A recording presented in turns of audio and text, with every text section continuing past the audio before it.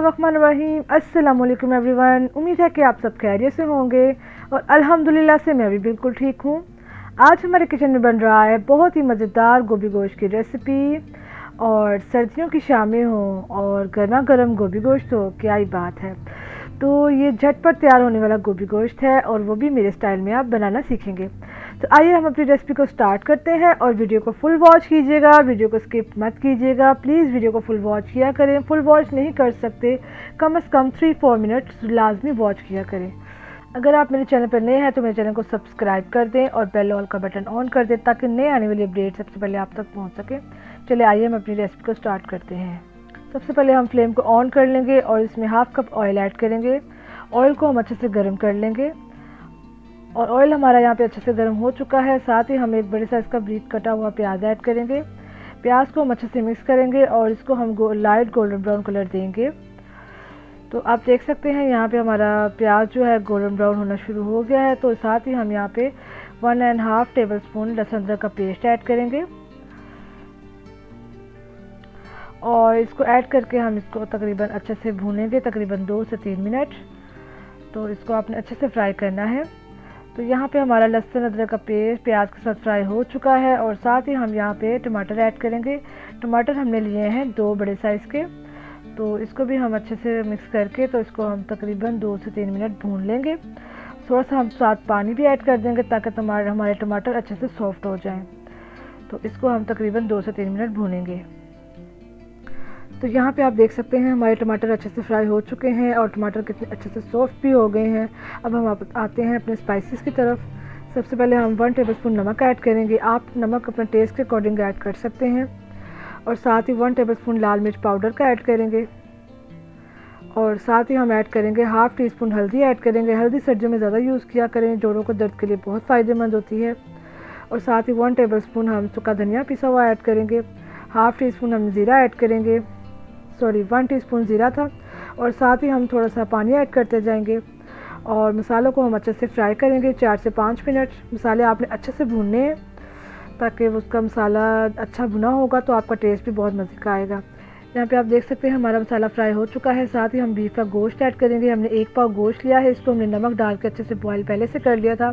तो इसको हम तकरीबन 5 मिनट हम भूनेंगे और आप देख सकते हैं मसाला हमारा अच्छे से गोश्त के साथ भुन चुका है। और साथ ही हम अब गोभी ऐड करेंगे।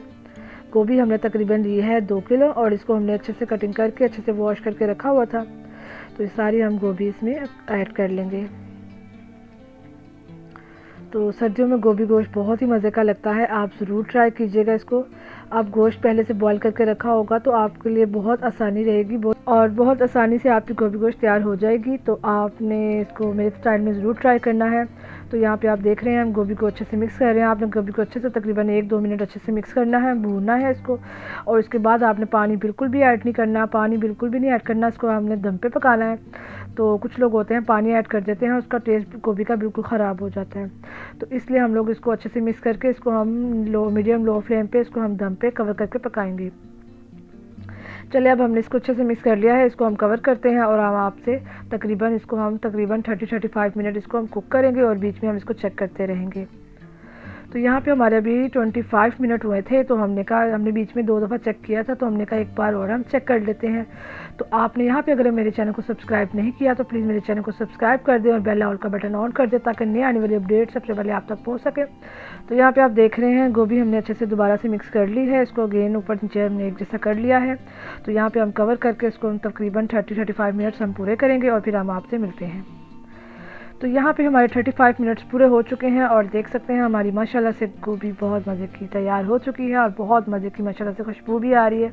तो इसको हम एक जैसा करेंगे और उसके बाद हम इसमें ऐड करेंगे और साथ ही हम इसमें पिसा हुआ गरम मसाला ऐड करेंगे 1 टीस्पून।